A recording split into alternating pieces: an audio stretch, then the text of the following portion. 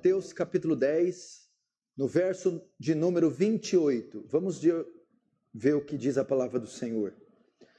Palavras de Jesus: não temais os que matam o corpo e não podem matar a alma. Temei antes aquele que pode fazer perecer no inferno, tanto a alma quanto o corpo. Até aí, fecha os olhos, vamos orar mais uma vez. Mais um pouquinho de brilho aí, Santo. Pai Santo, a parte da sua graça é só uma reunião pública e é só uma palestra para debater ideias. Se a graça do Senhor não for conosco, se ela não for despejada numa alta medida, se ela não for abundante a ponto de perfurar e penetrar os corações mais duros que aqui estiverem e que estiverem me ouvindo, se não houver graça capaz de chamar mortos à vida, causar temor e tremor nos santos e exalar a ti a glória devida, é tudo inútil, tudo vão. Meu Pai, meu Senhor, meu Salvador, não se esquece de nós. Essa terra está esquecida, foi entregue à própria sorte e aos próprios cuidados. No entanto, não esquece do teu povo, aquele a quem fizeste uma aliança, um pacto, um voto. Sê por nós, Senhor. Alcança-nos, livra-nos. Estamos tão fracos, cansados, oprimidos. Precisamos da sua alegria, da sua força, do seu vigor. Restaura nossa fé, nossos ânimos. Senhor, a nossa carne não pode produzir. Nada nessa esfera pode, Senhor, nos ajudar. Dependemos da graça e que ela abunde aqui, gloriosamente, no nome de Jesus. Amém. Irmãos, preste atenção aqui. Eu vou falar de uma das doutrinas, dos temas mais falados nas Escrituras, sobre o inferno. O inferno é real, a doutrina do inferno. Se você voltar um pouquinho comigo na teologia, há algumas disciplinas dentro da teologia. Uma delas é a soteriologia. É uma palavra composta de duas palavras gregas. Soteria, que quer dizer salvação, e logos, ou logia, doutrina da salvação. E dentro desse escopo, arcabouço da soteriologia, existe um aspecto dela que tem sido esquecido, omitido dos púlpitos atuais. Há um tema, há uma disciplina, há uma doutrina de dentro da soteriologia que tem sido omitida, esquecida. É a doutrina do inferno. É uma doutrina que não é popular. Você não vê ela sendo pregada, ensinada em púlpitos, livros escritos sobre elas, seminários, séries sobre essa doutrina. Não é um tema simpático, pode afugentar pessoas, pode ser mal recebido. Afinal de contas, para que falar disso? Entretanto, é um aspecto importantíssimo da nossa fé. Precisamos resgatar urgentemente em nossos púlpitos a doutrina do inferno. Essa doutrina tem sido tão grandemente esquecida e perdida de vista que as pessoas, os cristãos de hoje, perderam a ideia do que elas foram salvas. elas não sabem do que Deus as salvou, ou do que a Deus pode salvá-las. Elas têm em mente que Deus salvou elas das suas doenças. Deus me salvou das minhas enfermidades. Eu era enfermo, Deus me curou. Elas pensam que Deus salvou elas de uma vida miserável. De uma vida miserável, nas drogas, na bebida. E Deus me resgatou. A ideia de redenção deles é material, é terrena. Deus me salvou da pobreza. Era pobre, de dificuldade. Deus abriu portas. A redenção se dá no campo social. Outros pensam que Deus salvou do sofrimento. Eu sofria tanto, tinha uma vida tão sofrida, sofria tanto no casamento, sofria tanto com os filhos. E depois que eu recebi a Cristo, fui para a igreja, quanto alívio eu tive. Elas perderam a ideia do que foram salvas e pensam que foram salvas dessas coisas. Não, meu irmão, nós não fomos salvos dessas coisas. Jesus não morreu na cruz para nos redimir dessas coisas. O preço de sangue não foi pago para uma vida feliz. Nós fomos salvos da ira vindoura. Nós fomos salvos do lago que arde como enxofre. Nós fomos salvos do inferno, um estado de condenação eterna. É disso que Deus nos salvou. É disso que trata-se a cruz. É disso que Jesus salva alguém. É do inferno. Então nós temos, por causa da omissão dos púlpitos em ensinar sobre o inferno, primeiro, as pessoas perderam de vista do que foram salvos. Segundo, existe uma outra classe que não acredita. Que não acredita na realidade do inferno. Elas não acreditam na existência de um lugar de sofrimento. Elas não acreditam que possa existir. Por quê? Porque a doutrina do inferno não se harmoniza com o Deus que a igreja moderna criou, que é amoroso, gordo, se veste de vermelho, dá presente para todo mundo. Então um Deus gordo, amoroso, que dá presente para todo mundo, não pode ter criado um lugar como esse. Por isso elas não acreditam. Outros não acreditam na duração do inferno. Como é que pode? Eu peco 70 anos, seria justo eu ser punido 70 anos? Não, eu peco 70 anos e tem que ser punido uma eternidade? Não, eu não acredito na duração. Eu até acredito que existe, mas não acredito que é eterno. Como é que pode um Deus amoroso deixar a pessoa torrando lá por toda a eternidade? Outros não aceitam a ideia de um lugar como o inferno. Eu quero dizer para você, você acreditando ou não apaga o fogo do inferno. Você aceitando ou não diminui a temperatura do inferno. Ele continua ardendo e existindo.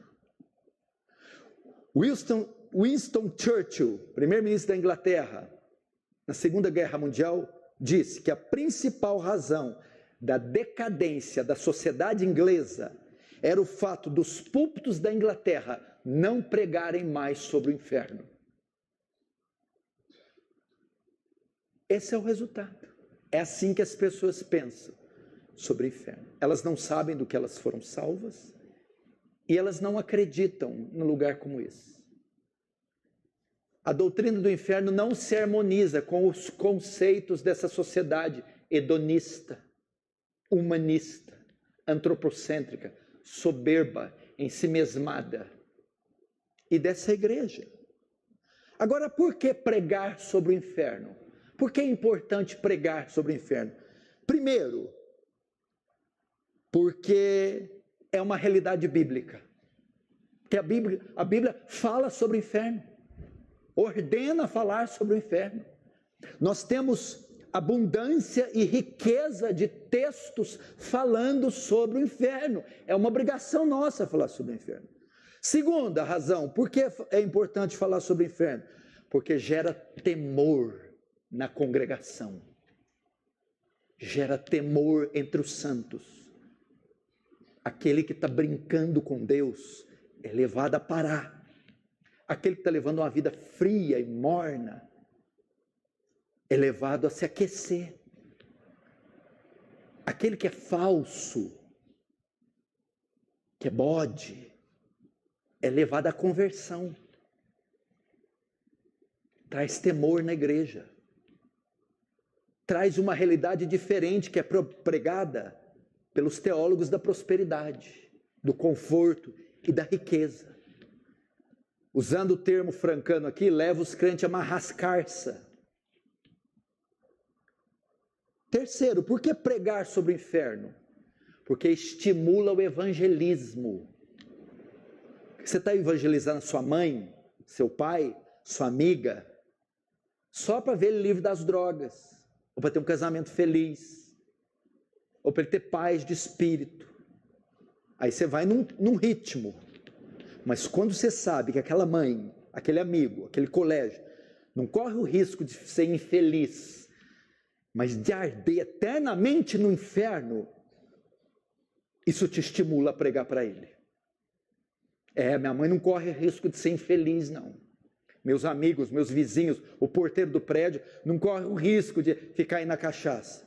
Ele corre o risco de morrer eternamente. De ficar num lugar de sofrimento, onde não há saída. Isso estimula o evangelismo. Aliás, um dos teólogos reformados, que não me lembro o nome agora, disse que o evangelismo muitas vezes tem que começar com a doutrina do inferno.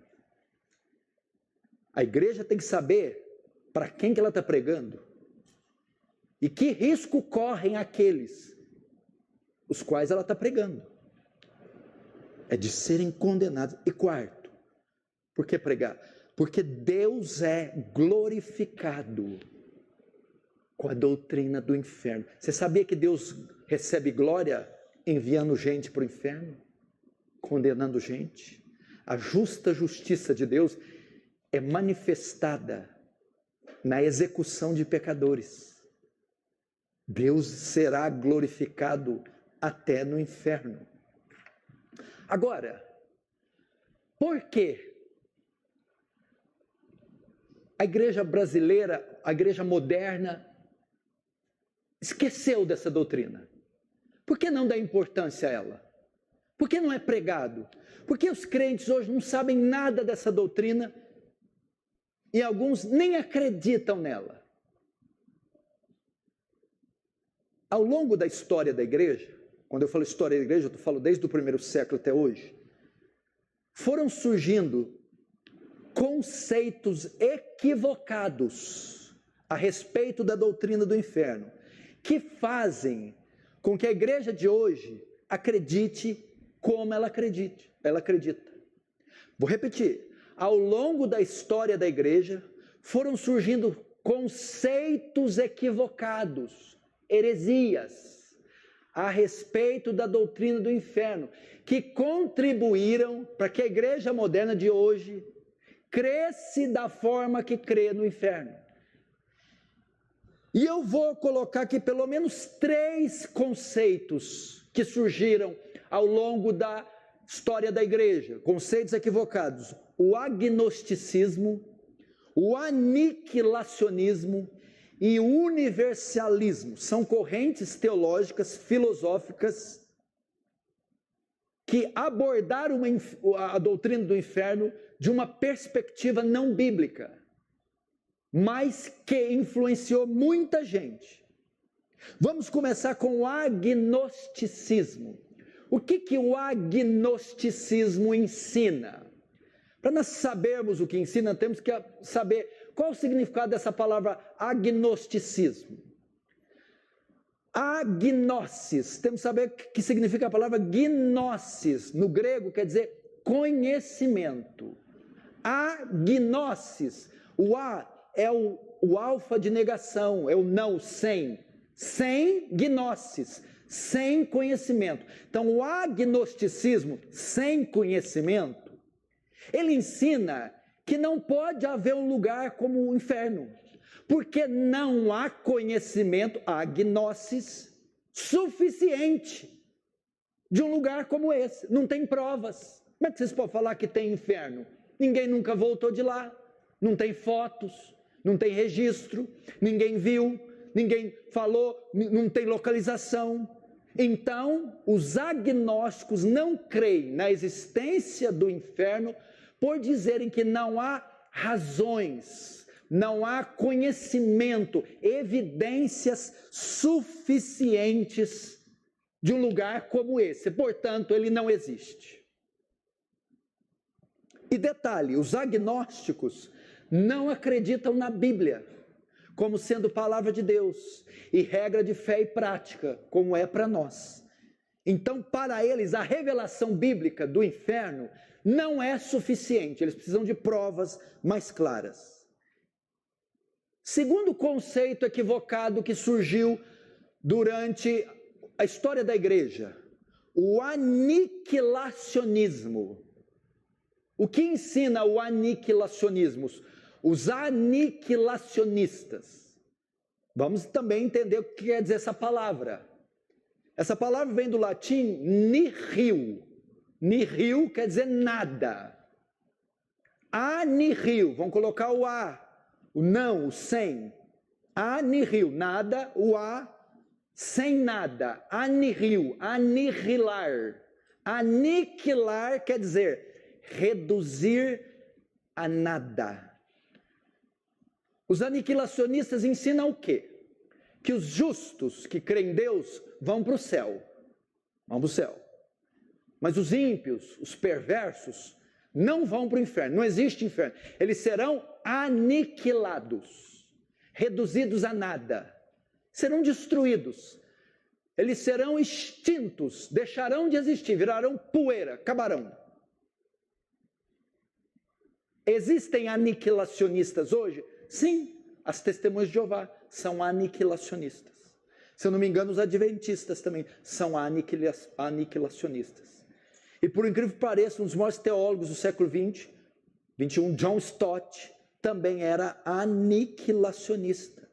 Eles usam textos como Isaías 1:28, mas os transgressores, os pecadores, serão juntamente destruídos. Aqui o versículo, pastor, não tem inferno. Deus vai destruir, aniquilar, vai deixar de existir, vai sumir, desaparecer. 2 Tessalonicenses 1:9, os quais por castigo sofrerão eterna destruição. Eles usam esses textos, mas esses textos são eufemismos, sinônimos, termos para dizer sobre inferno. Existem agnósticos hoje? Existem. Muitos ateus são agnósticos. Não creem na realidade nem de Deus, nem do diabo, nem de anjos, nem de mundo após esse, por também acharem que não há evidências. Existem aniquilacionistas? Existem. Então, em razão desses conceitos errados do inferno, que as pessoas de hoje creem como creem. Agora, uma terceira corrente, essa é a que está na moda, o universalismo.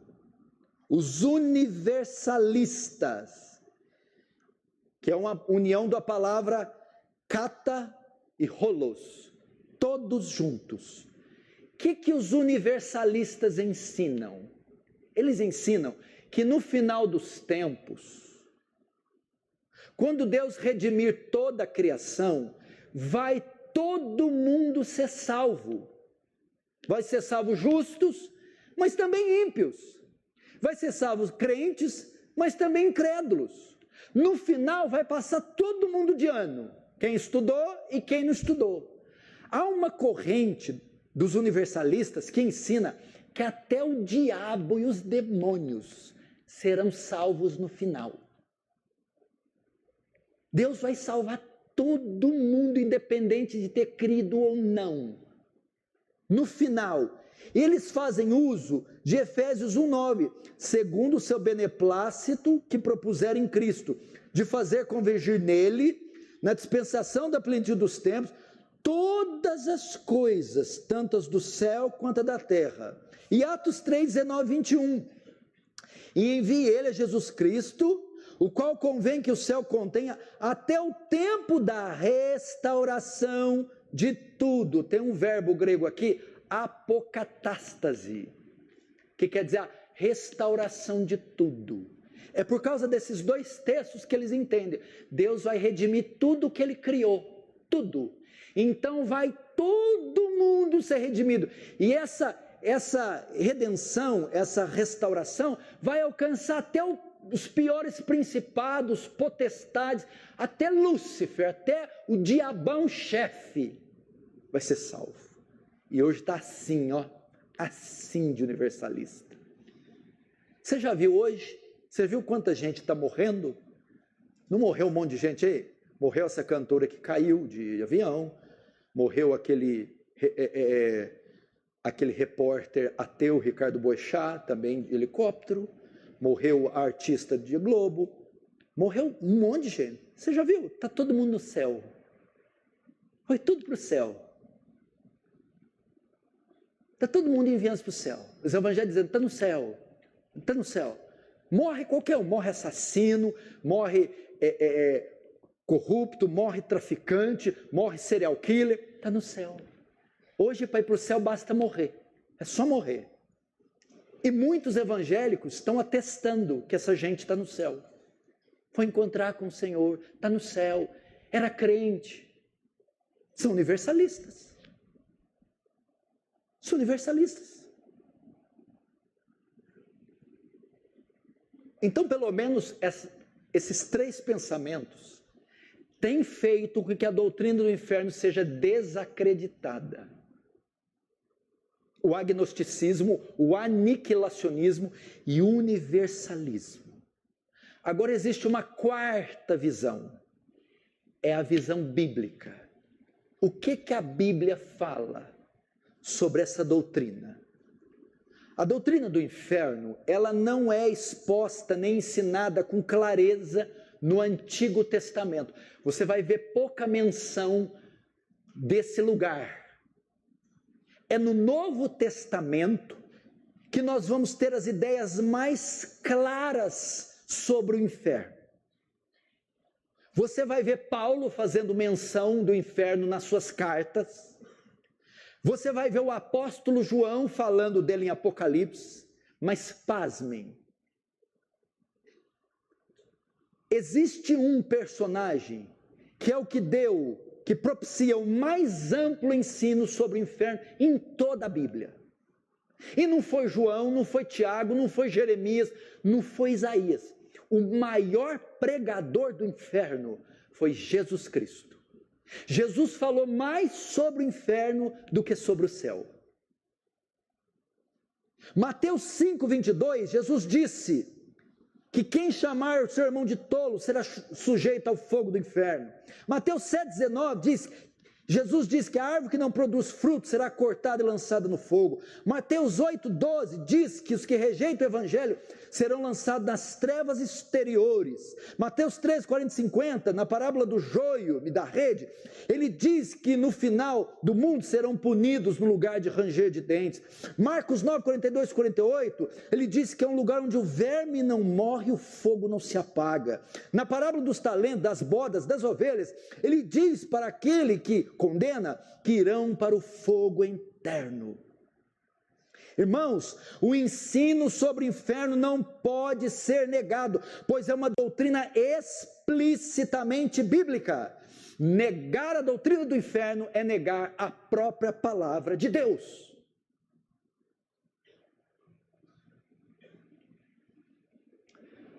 O que você precisa entender, irmão, é que o inferno é real. Jean-Paul Sartre disse, um filósofo de 2 séculos atrás, 3 séculos, que o inferno é essa condição de miséria que o homem já vive na terra. Não pode haver nada pior que isso. é pobreza, doença, óbitos. O inferno é a realidade de sofrimento aqui na terra. Teólogos liberais dizem, não, inferno é uma condição do coração. É uma condição do coração. Você vai estar no estado de amargura, no estado de afastamento de Deus, ali se dá o inferno. Outros acreditam, como John Lennon, que não existe nem céu nem inferno, tudo tem que ser vivido aqui na terra. Mas a Bíblia fala que o inferno é real, da realidade, que o inferno não é um estado, não é um sentimento, não é nessa esfera, não é um conceito, o inferno é um lugar. Na parábola do rico e do Lázaro, em Lucas 16, no verso 28, quando Jesus vai dizer, ele usa um termo, e eu vou ler rapidamente para você aqui, ele usa o termo assim, ó, porque tenho 5 irmãos, para que lhes dê testemunho a fim de não virem também para esse lugar de tormento. A palavra grega lugar é topos, da onde vem a palavra topografia. Fala de lugar, geografia, região. O inferno é um lugar. Existe um lugar chamado inferno. Ele é um local onde serão lançados os pecadores. É um local de punição eterna.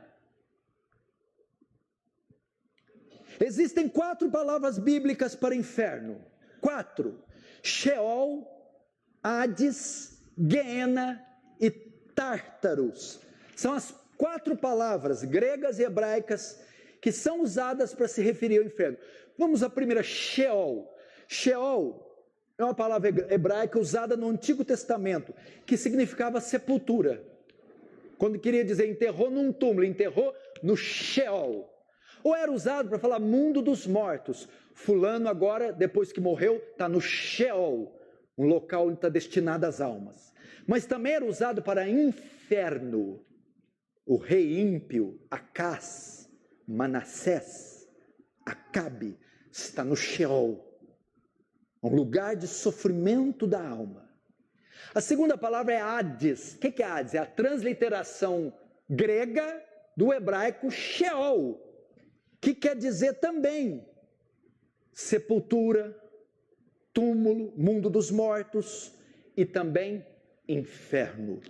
Na parábola do rico e Lázaro, a Bíblia fala que o rico foi para o inferno. A palavra grega ali é Hades, local de sofrimento, de ranger de dente, de tormento. A terceira palavra é Tártaros, ou Tártaro. Ela é só usada uma vez na Bíblia, está nas cartas de Pedro. Os gregos tinham a ideia de Tártaros como lugar subterrâneo, inferior ao Hades. E era um lugar de punição. E ela está lá em 2 Pedro 2,4, é um lugar onde os anjos maus estão aprisionados, esperando o dia do julgamento. E existe a quarta palavra, que é Guiena, é que Jesus usou no texto que a gente abriu. Mateus 10, 28, é a palavra Guiena. Vamos estudar um pouquinho para a gente saber. Por que Jesus usou a palavra Guiena, quando ele quis dizer do inferno? Essa palavra é uma palavra que é um conjunto de 2 palavras gregas, quer dizer, Guerinon, dela se veio Guiena. Guerinon quer dizer vale de Rinom. Quando ele usa a palavra Guiena, ele está se referindo a um vale que no Antigo Testamento chamava Vale de Rinom. Esse vale foi usado pelos reis perversos Manassés e Acás para oferecerem sacrifícios humanos ao deus Moloque. Um ídolo de pedra foi construído nesse vale e era colocado fogo dentro dele. O perverso rei Manassés ofereceu suas crianças e jogou dentro de Moloque para serem queimadas como sacrifício no Vale de Rinom. O Vale de Rinom para Jeremias foi chamado Vale da Matança. E os judeus achavam aquele vale amaldiçoado por terem sido oferecidos sacrifícios abomináveis. Na época de Jesus, o vale de Rinom era o lixão da cidade de Jerusalém. O mesmo vale no Antigo Testamento era o Vale da Matança.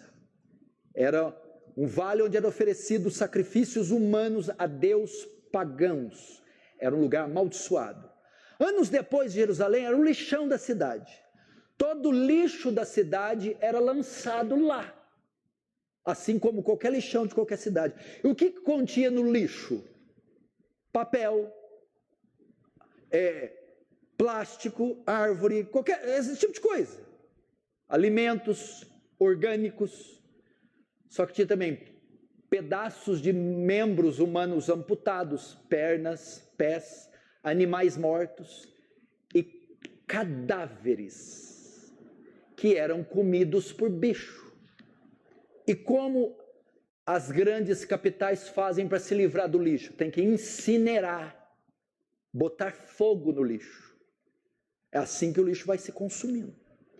Só que a quantidade de lixo que o lixão, o Vale de Rinom de Jerusalém recebia era tão grande que aquele fogo que consumia o lixo nunca se apagava. Então aquele papel, galhos e cadáveres humanos cheios de bichos queimavam 24 horas. Quando Jesus quis transmitir para o seu povo a ideia do juízo final, da condenação, de um lugar como o inferno, ele disse: olhem para o Vale de Rinom, para o lixão de Jerusalém, onde o fogo não apaga, o verme não morre e a ferida não cicatriza.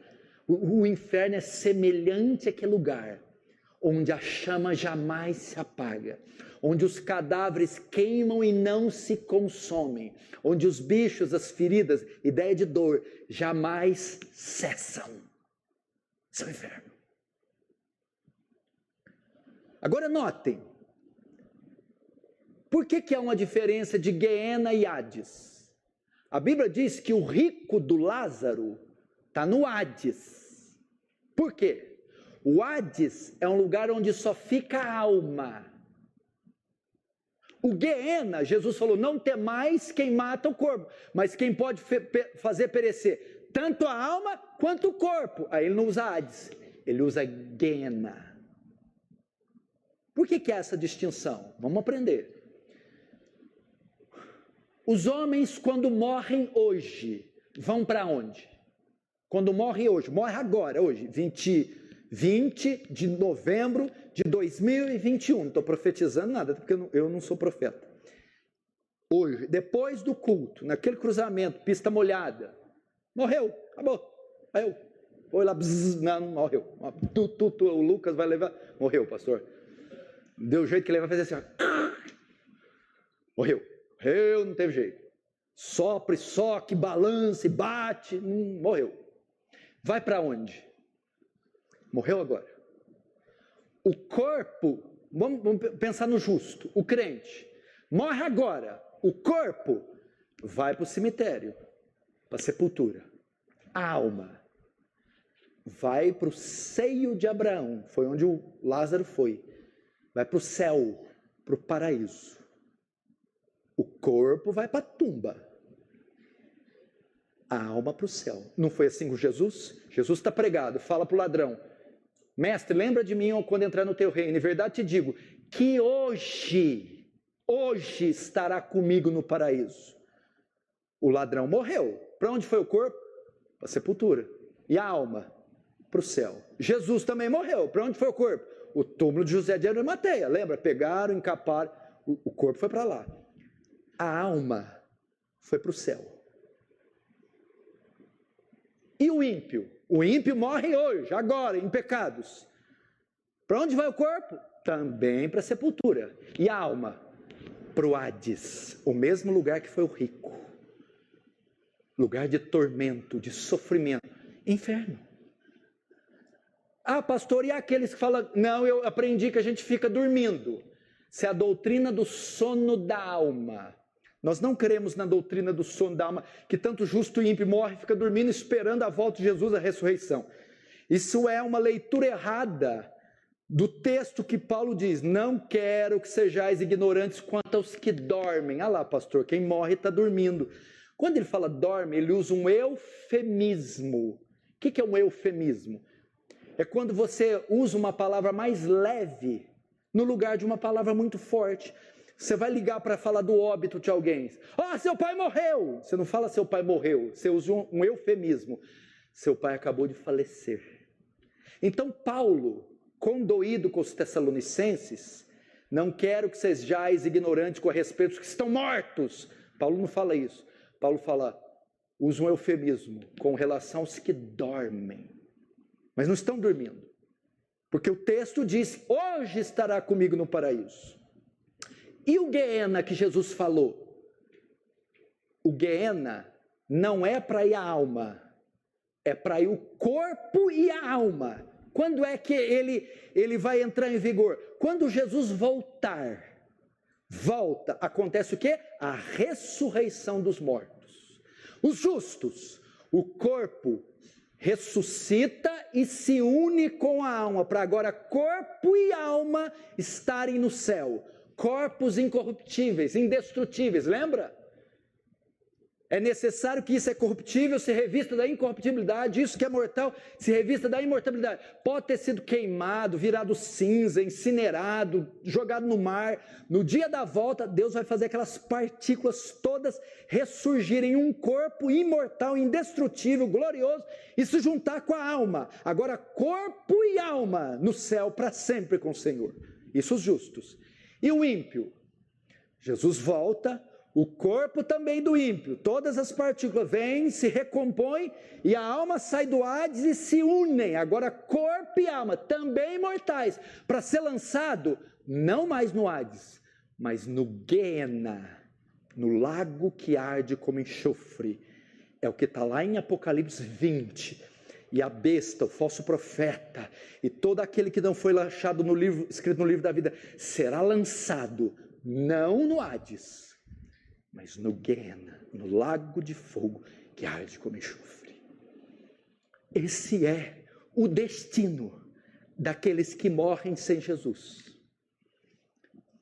Você conhece alguém ímpio que morreu nos seus pecados? Pense em alguém ímpio que você morreu. Conheço um que morreu 1 ano atrás. Conheço um que morreu há 5. Conheço um que morreu há 10.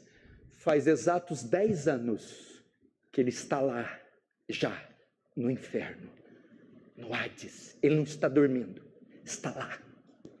Quando Jesus voltar, ele vai ressuscitar o corpo e se juntar com a alma, para ser lançado no lago de fogo, na segunda morte. Quem está no Hades hoje? Todos os que morreram sem Cristo, todos os incrédulos, abominados, já estão no Hades hoje, no Guiena. Tem uma fita lá, não foi inaugurado ainda. Tem ninguém no Guiena. Quem será que vai ser o primeiro a cortar a fita e entrar lá? Porque o Hades está destinado para o sofrimento da alma. O Guiena está destinado para o sofrimento tanto da alma quanto do corpo.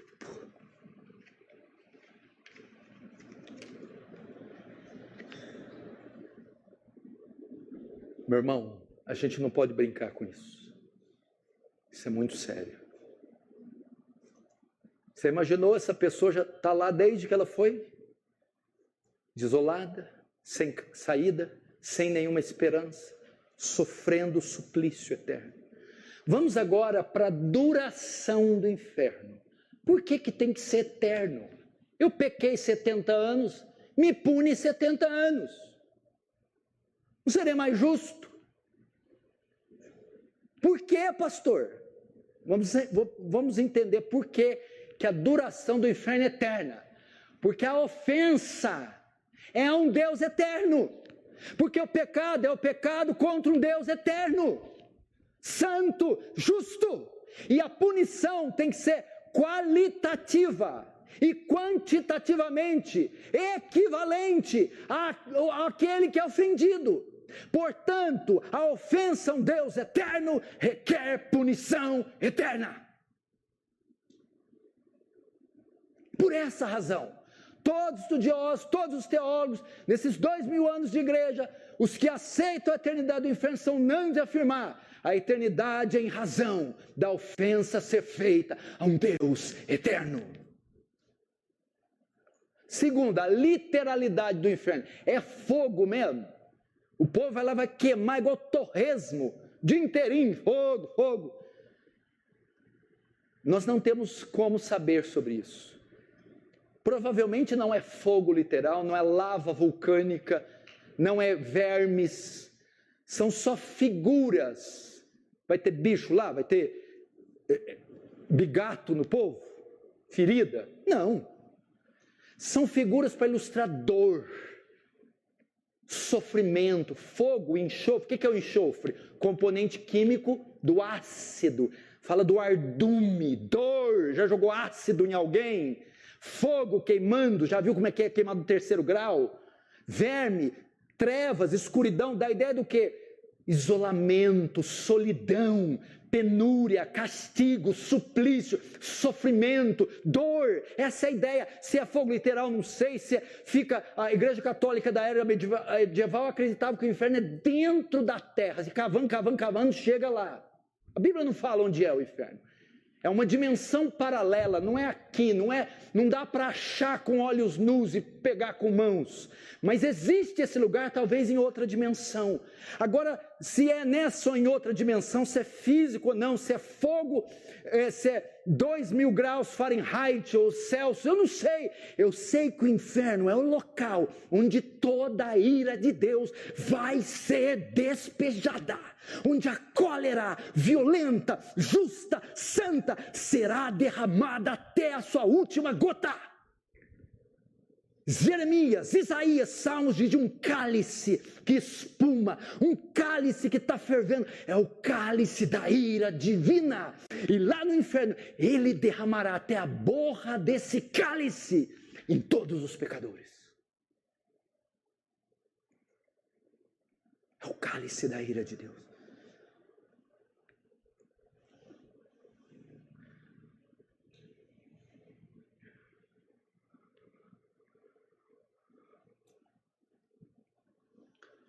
Vamos ver algumas características do inferno. Caso você resolva fazer uma excursão para lá, eu já vou te mostrar as dependências. Vá comigo em Lucas 16. Algumas características do inferno. Como é que é o inferno, pastor? Vamos ver.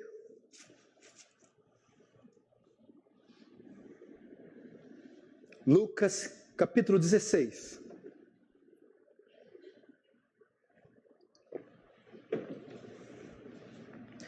Vamos ver como é que é o interior dele. Vamos andar um pouco pelos corredores do inferno. Vamos ver traços, como é que esse lugar, se está só no imaginário humano ou é real.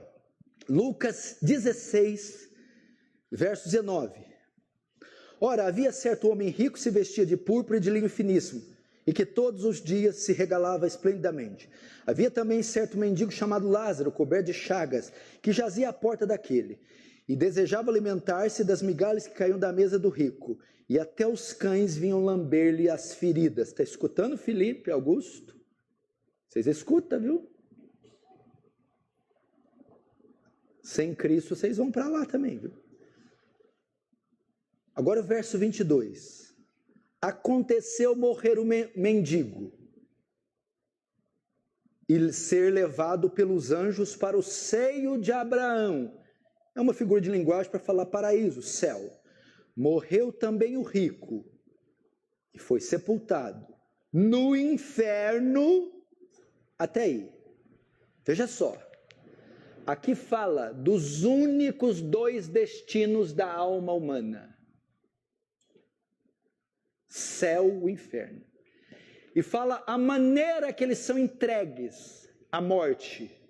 Aconteceu morrer Lázaro. e foi para o céu. Aconteceu morrer o rico e foi para o inferno. A morte é o canal, a ponte, o veículo que leva para esses dois destinos, ou céu ou inferno. Então, não tem esse negócio de purgatório, reencarnação, limbo, lugar intermediário. Não, meu filho. Esses são os dois destinos. Agora o 22, vamos ver a característica do inferno. Aconteceu morrer o mendigo, não, 23. No inferno, estando em tormentos, levantou os olhos, viu longe Abraão e Lázaro no seu seio, estando em tormentos. Aqui ele dá a primeira definição, a primeira característica do inferno. É um lugar de sofrimento. E Lázaro e o rico no inferno, estando em tormentos. Tem gente que diz, o inferno é aqui, cheio de cerveja, motel, boteco. O inferno não é aqui. O inferno é um lugar de sofrimento, estando em tormento. Você viu a palavra? Tormentos, está no plural. Não é tormento, tormentos. Apocalipse 20, 10, e o diabo que os enganava foi lançado no lago de fogo e enxofre, onde estão a besta e o falso profeta. Agora ele vai mostrar a condição que eles estão lá. E de dia e de noite serão atormentados. De dia e de noite fala o quê? Constantemente atormentados. Mateus 25, 41, 46 diz, então dirá também os que estiverem à sua esquerda, apartai-vos de mim, maldito, irão estes para o tormento eterno. O inferno é um lugar de sofrimento, é um lugar de punição, é um lugar de dor. Foi isso que o rico apresentou ao chegar lá. E vou te dizer mais, qual é o nível? É uma punição inimaginável, tão severa que Mateus 18, 6 diz, mas qualquer que escandalizar um desses pequeninos que crê em mim, melhor fora que lhe pendurasse ao pescoço uma pedra e se submergisse na profundeza do mar. Jesus está dizendo, é melhor a morte do que ir para o inferno. É melhor que houvesse aniquilacionismo do que o inferno. Melhor fora.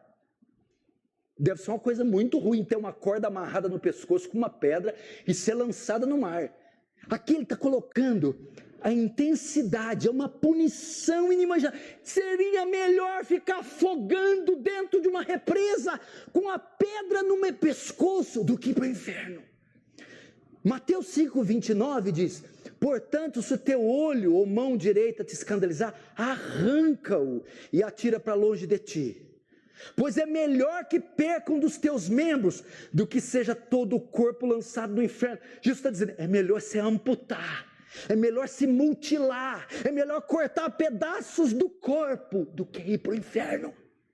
Gente, mutilação deve ser algo muito dolorido, né? Perder uma perna, uma mão, um membro, se cortar. Jesus está dizendo, melhor fora ser mutilado do que ir para esse local. Sofrimentos. Segunda característica do inferno.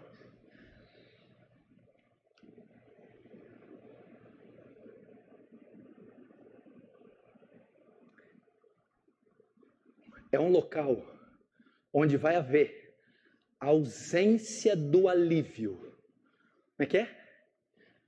Você está falando que vai haver algo que não vai haver. Isso. Ausência do alívio, não vai haver alívio. Veja só o verso 24. Então chamando disse, pai Abraão, tem misericórdia de mim e manda Lázaro que molhe em água a ponta do dedo e me refresque a língua, porque estou atormentado nessa chama. O tormento era tão grande, tão intenso o fogo, que ele disse, pede para Lázaro pegar pelo menos com a ponta do dedo uma gota d'água e pôr na minha língua. Para eu sentir, eu queria só uma gota de água na língua. Mas não era possível. A ausência do alívio da dor. O que isso significa? Todos aqui já tiveram algum tipo de dor. Queimadura, acidente, trauma, fratura exposta, cirúrgico. Pensa na pior dor que sentiu, o parto, parto normal, queimadura, acidente de carro, cair de bicicleta, ralar. Pensa aquele osso exposto, infecção, o tanto que doeu, você rolou na cama um dia, 2 dias, colocou remédio antibiótico, morfina, meu Deus, uma coisa lancinante, aguda, 10 dias, 15 dias, 20 dias, 25, passou. Por pior que seja, passa. A sua mente está condicionada a esperar alívio. Agora no inferno não vai haver nenhum minuto sequer de alívio, nenhum segundo, nenhum milésimo, é uma dor constante, um sofrimento que não cessa de dia e de noite. Você pode calcular o que é isso?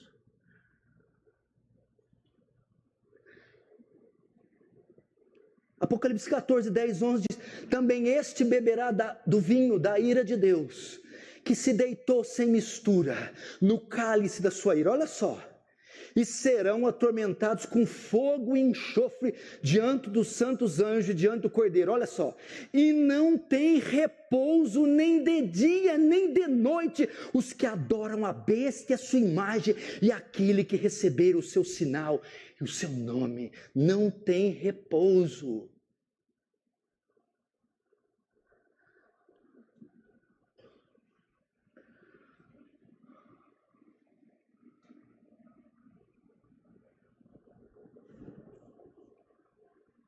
Como é que a gente pode brincar com um negócio desse?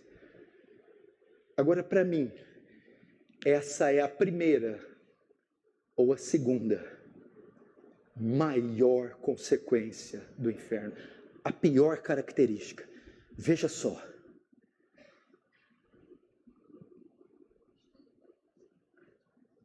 Verso 25. Disse, porém, Abraão: filho, lembra-te que recebeste teus bens em vida, e Lázaro igualmente os males. Agora, aqui ele está consolado e tu em tormentos. Opa, você escutou? Escutou, irmão? Lembra-te. Como é que é? Rico, lá no inferno. Você está lembrado lá do Lázaro? Lembra-te. A memória não vai ser tirada. É um estado de sofrimento consciente. Essa será uma das maiores agruras do inferno. A memória vai ser preservada. Eu vou me lembrar de dias, de acontecimentos, estarei lá. Imagina, meu irmão, a tortura na consciência. Se há pessoas aqui que forem para lá, se lembrarão desse culto que me esnobaram, endureceram e me resistiram enquanto eu expunha a palavra. Vai se lembrar daquele dia, vai se lembrar de quantas vezes viu a mãe de joelhos orando e chorando e desprezou, de quantos convites recebeu para aceitar Cristo e não quis. Vai se lembrar dos coros, das ceias, dos textos, das conferências, dos pregadores que ouviu. Vai se lembrar da mãezinha que insistiu, do pai que gemeu. Vai se lembrar.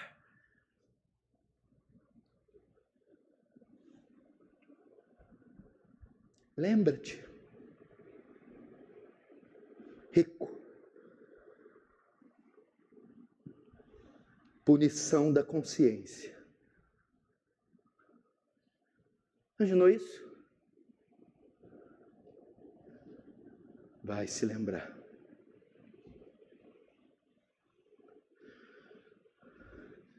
Quarto, veja o 26. E além de tudo está posto um grande abismo entre nós e vós, de sorte que os que querem passar daqui para vós outros não podem, nem os de lá passar para nós. Primeiro, os daqui para vós outros não podem. Segundo, nem os de lá para nós. Quarta característica: o inferno não tem saída. Abraão está explicando para ele: filho, foi colocado um grande abismo entre vocês, os salvos e os não salvos, de modo que ninguém pode passar daí para cá. Não há saídas, não há portas. Os condenados, aflitos, procurarão um túnel para escapar. Não há túneis. Eles procuram muros para saltar, para se esconderem da chama. Não há muros. Eles gritarão para sua mãe: mãe! Não há mãe lá. Não há saída. Não há saída. Quinto, o 26 ainda diz: os que querem passar daqui para vós outros não podem, nem os de lá passar para nós. O que é isso?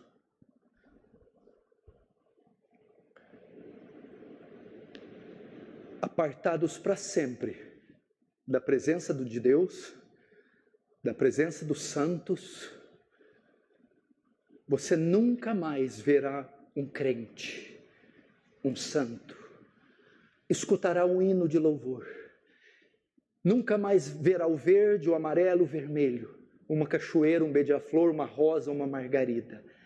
A ausência de tudo que é belo, a ausência da vida. Nunca mais verá aquela vozinha sua que tanto orava. Nunca mais encontrará um remido. Separação com labareda de fogo, diz 2 Tessalonicenses, tomando vingança dos que não conhecem a Deus e dos que não obedecem ao Evangelho do Senhor Jesus Cristo, os quais, por castigo, padecerão eterna perdição. Olha a continuação: longe da face do Senhor e da glória do seu poder. Longe do Senhor, longe da igreja, longe do belo, longe do vivo.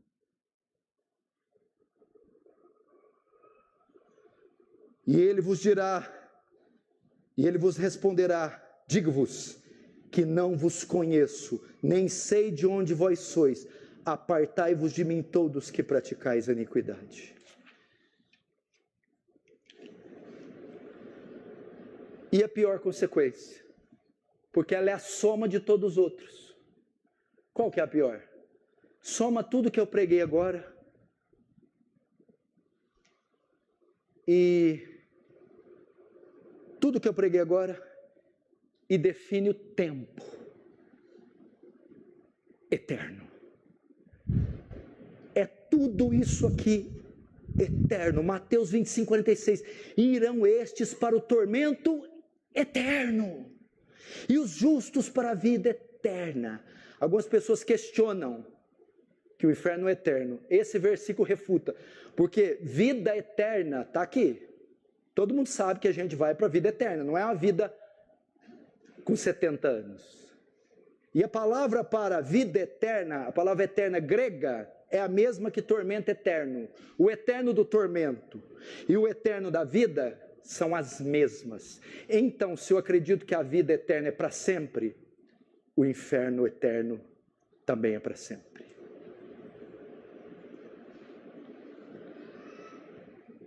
Pastor, me dá uma definição do que é eterno. Vou tentar pegar, que eu sempre faço isso. Uma vez eu vi um pastor presbiteriano há 35 anos explicar, mais ou menos, que não tem como, o que seria eterno. Ele diz assim: imagina uma montanha maior do mundo, vamos pegar o Everest, o K2, são milhões de quilos de rocha vulcânica. Imagine que vem um beija-flor, de 1000 em 1000 anos, ele dá 3 bicadas no Everest. Dá 3. Depois de 1000 anos ele volta a dar mais 3. Mais 1000 anos. Ele tem que bicar até desfazer o Everest. E quando ele terminar, coloca outro, e outro, e outro. Para de 1000 em 1000 anos, ele dá 3 bicadas, até que se desfaz. É para nós termos ideia do tempo do inferno. Quem estará no inferno? Eu já estou terminando, não fique nervoso. Apocalipse 21:8 vai dizer dos moradores desse condomínio, desse kitnet, dessa aldeia, desse povo, desse ambiente, desse local. Diz assim: quanto porém aos covardes, incrédulos, abomináveis, assassinos, impuros, feiticeiros, idólatras e todos os mentirosos, a parte que lhes cabe será no lago que arde como fogo e enxofre, a saber, a segunda morte.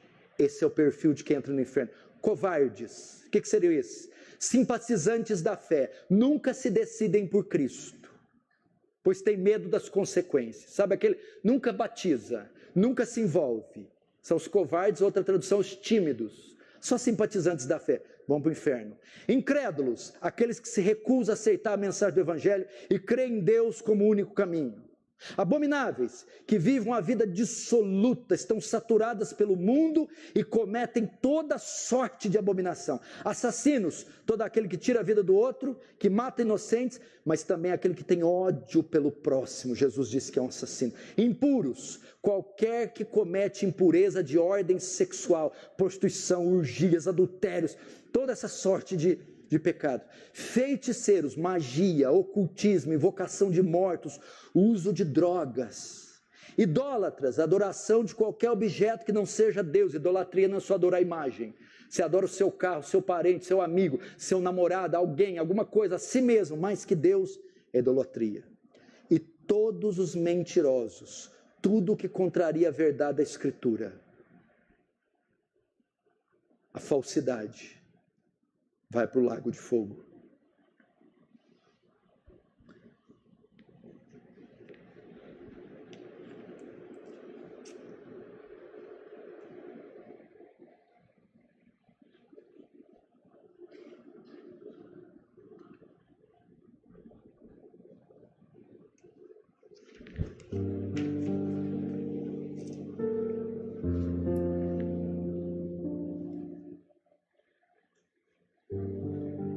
Irmãos, se a gente sonhasse quanto esse dia está chegando, das almas serem separadas. Mateus 25 diz que então ele juntará os homens e separará, como o pastor separa as ovelhas dos bodes, e dirão para os que estiverem à direita: vinde, benditos do meu Pai, e aos que estiverem à sua esquerda: apartai de mim, vós que praticais a iniquidade. Qual será o destino desse mundo, igreja? Quantas pessoas já não foram para lá hoje, desde que o dia nasceu? Quantas pessoas o inferno não engoliu? 1, 2, 3, 4, 5, 6, 7. E ele está engolindo, por um lugar que elas jamais sairão, nunca mais. Qual é o antídoto para o inferno? Só uma coisa que neutraliza o poder devastador do inferno. Salmos diz que a morte e o inferno nunca se saciam. Eles estão tragando, comendo, engolindo as criaturas que Deus fez. Só o Evangelho de Cristo pode neutralizar o seu poder. É só a cruz de Cristo. Por isso, faça o que quiser que esse mundo, faça as reformas que fizerem, qualquer coisa, não pode barrar esse surto mortífero que está engolindo os homens, que é o inferno. Pode adotar o sistema de governo que for, pode mudar a economia, podemos morar na lua, como escaparemos disso? Só por meio do Evangelho de Cristo. Só Ele. A Bíblia diz que aquele que crê em mim não morrerá eternamente. Quem crê em mim, ainda que morra, eu ressuscitarei no último dia. É só o Evangelho de Cristo. Eu vou dizer algo final e nós terminamos. Irmão, que essa mensagem sirva para você ir e não deixar de orar pelo seu pai, sua mãe, as pessoas que estão destinadas a ir para esse lugar. Para que você que está aqui brincando com a fé, você não está correndo o risco de ser infeliz, mas é de passar a eternidade nesse lugar. Pense, faça uma reflexão da sua vida. Você está ocultando o pecado, está mentindo, está vivendo uma vida dupla. Pense, reflita. Você tem omitido a salvação dos seus filhos, da sua esposa. Pense o local que você está inserido. Quanta gente não está indo para o inferno? O único meio de salvá-las, de impedir que vão para esses lugares, de estancar essa sangria infernal, é a pregação do Evangelho, é ir para Cristo. Feche os seus olhos agora, curva a sua cabeça. Você está ouvindo Web Rádio Servindo com Amor. 24 horas com você.